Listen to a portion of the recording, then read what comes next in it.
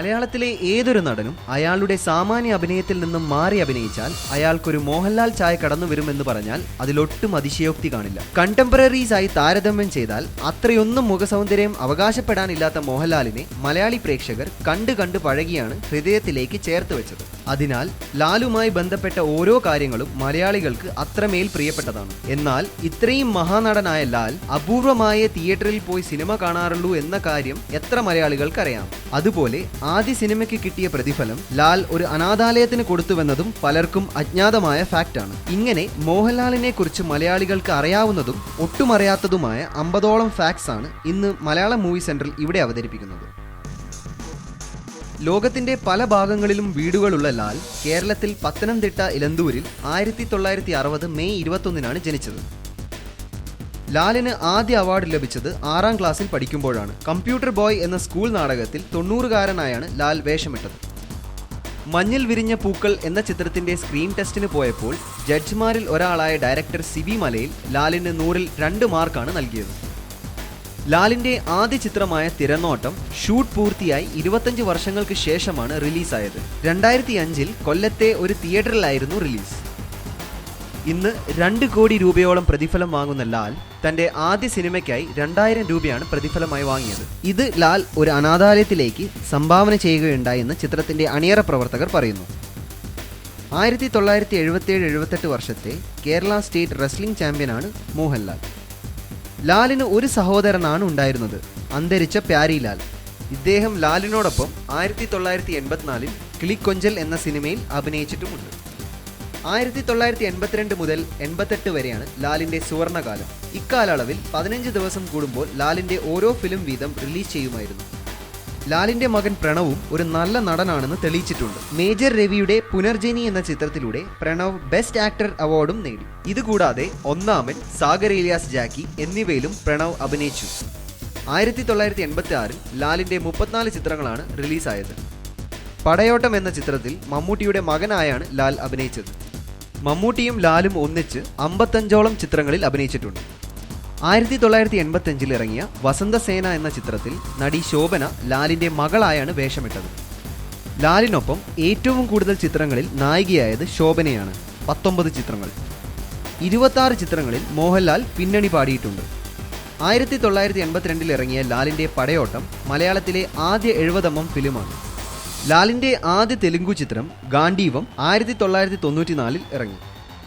പ്രിയദർശൻ സംവിധാനം ചെയ്ത ഗോപുരവാസിലിലെ ആണ് ലാലിന്റെ ആദ്യ തമിഴ് ചിത്രം. ലാലിന്റെ ചിത്രം എന്ന സിനിമയാണ് മലയാളത്തിൽ ഏറ്റവും അധികം ദിവസം പ്രദർശിപ്പിച്ച സിനിമ. മറ്റൊരു പ്രത്യേകത കൂടിയുണ്ട് ലാലേട്ടന്റെ ഈ ചിത്രത്തിന്. ചിത്രത്തിലെ പാട്ടുകളാണ് മലയാളത്തിൽ ഏറ്റവും അധികം വിറ്റഴിഞ്ഞത്. ലാലിന്റെ ഗുരു എന്ന ചിത്രത്തിന് സബ് ടൈറ്റിൽ ചെയ്തത് എഴുത്തുകാരനായ OV വിജയനാണ്. TK രാജീവ് കുമാർ സംവിധാനം ചെയ്ത ഗുരുവാണ് ഓസ്കറിലേക്ക് പരിഗണിക്കപ്പെട്ട ആദ്യ മലയാള ചിത്രം. ലാലിന്റെ ഏറ്റവും എക്സ്പെൻസീവായ ചിത്രമാണ് റോഷൻ ആൻഡ്രൂസ് സംവിധാനം ചെയ്ത കാസിനോവ. പുലിമുരുകൻ ഇറങ്ങുന്നതോടെ ഈ റെക്കോർഡും മാറിമറിയും. ബോളിവുഡ് ലെജൻഡ് അമിതാഭ് ബച്ചനുമായി ലാലിന് നല്ല സുഹൃത്ത് ബന്ധമാണ് ഉള്ളത്. ഇത് കാന്തഹാർ എന്ന സിനിമയ്ക്ക് കാരണമായി. നല്ലൊരു സ്റ്റണ്ട് മാസ്റ്റർ കൂടിയാണ് ലാലേട്ടൻ. കിരീടം എന്ന ചിത്രത്തിന്റെ ക്ലൈമാക്സ് ഫൈറ്റ് ഡയറക്റ്റ് ചെയ്തത് മോഹൻലാലാണ്. ലോകസുന്ദരി ഐശ്വര്യ റായിയുടെ ആദ്യ നായകൻ മോഹൻലാൽ ആയിരുന്നു. അതുപോലെ ബോളിവുഡ് നടി വിദ്യാ ബാലന്റെ ആദ്യ നായകനും ലാൽ തന്നെ.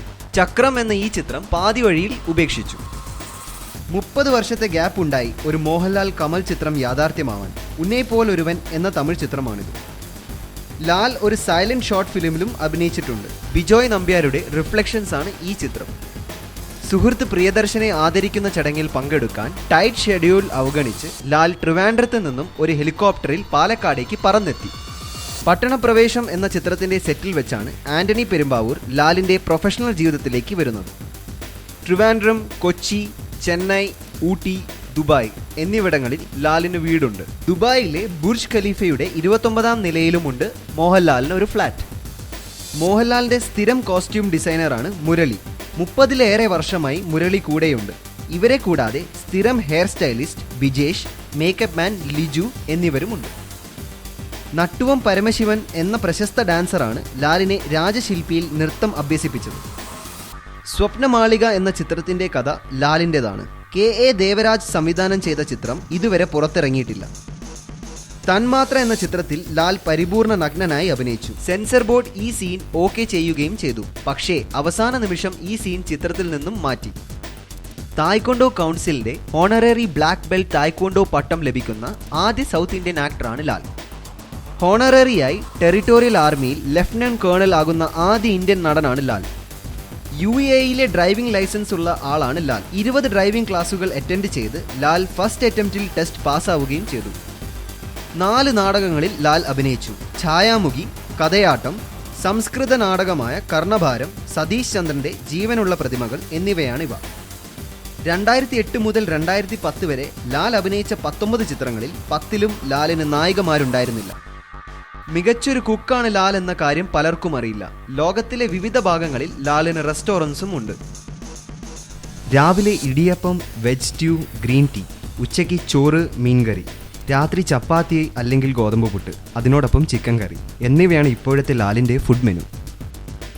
വളരെ അപൂർവമായി മാത്രം തിയേറ്ററിൽ പോയി സിനിമ കാണുന്ന ആളാണ് ലാൽ. ഇത് അദ്ദേഹം തന്നെ സമ്മതിച്ചിട്ടുമുണ്ട്. നല്ലൊരു യാത്രികനായ മോഹൻലാൽ തൻ്റെ യാത്രകളെക്കുറിച്ച് ഒരു പുസ്തകവും എഴുതിയിട്ടുണ്ട്. ഈ പുസ്തകം നടൻ കമൽഹാസനാണ് റിലീസ് ചെയ്തത്. മമ്മൂട്ടിയുമായി ചേർന്ന് ലാൽ ഒരു പ്രൊഡക്ഷൻ ഹൗസ് തുടങ്ങിയ കാര്യം പലർക്കും അറിയില്ല. കാസിനോ ഫിലിംസ് എന്ന പേരിൽ ഈ team Gandhinagar 2nd street, Nadodikkattu എന്നിവ പ്രൊഡ്യൂസ് ചെയ്തു. മാജിക്കും വശമുള്ള മോഹൻലാൽ 2008 ഗോപിനാഥ് മുതുകാടിന്റെ കീഴിൽ മാസങ്ങളോളം ഫയർ എസ്കേപ്പിനായി പരിശീലനം നടത്തി. എന്നാൽ പിന്നീട് ആരാധകരുടെയും സുഹൃത്തുക്കളുടെയും അഭ്യർത്ഥന മാനിച്ച് ഇതിൽ നിന്നും പിന്മാറുകയായിരുന്നു. ഗൾഫിൽ മാജിക് ലാമ്പ് എന്നൊരു ഫുൾ ഫ്ലെജ്ഡ് മാജിക് ഷോവും ലാൽ നടത്തി. സിനിമകളുടെ പേരിൽ മാർക്കറ്റിൽ ഒരു പ്രോഡക്റ്റ് ഏറ്റവും കൂടുതൽ ഇറക്കിയത് ലാൽ ചിത്രങ്ങളുടെ പേരിലാണ്. നരസിംഹം, ഒന്നാമൻ, താണ്ഡവം, രാവണപ്രഭു എന്നീ സിനിമകളുടെ പേരിൽ ഒരു സ്വകാര്യ കമ്പനി മുണ്ടുകൾ പുറത്തിറക്കി. ലാലിസം ആണ് ലാലിൻ്റെ പേരിലുള്ള ഒരു പ്രധാന കോൺട്രവേഴ്സി. എന്നാൽ ഇതുമായി ബന്ധപ്പെട്ട് സർക്കാർ നൽകിയ തുക മുഴുവൻ ലാൽ സർക്കാരിന് തന്നെ തിരിച്ചു നൽകി. മോഹൻലാൽ ഹിന്ദിയിൽ അഭിനയിച്ച എല്ലാ ചിത്രങ്ങളും അജയ് ദേവ്ഗണൊപ്പമാണ്. കമ്പനി, ആഗ്, തേസ്, ഹല്ലാബോൾ എന്നിവയാണ് ഈ ചിത്രങ്ങൾ. പ്രേം നസീർ, ആലമൂടൻ എന്നിവരുടെ അവസാന ചിത്രങ്ങൾ ലാലിൻ്റെ ഒപ്പമായിരുന്നു.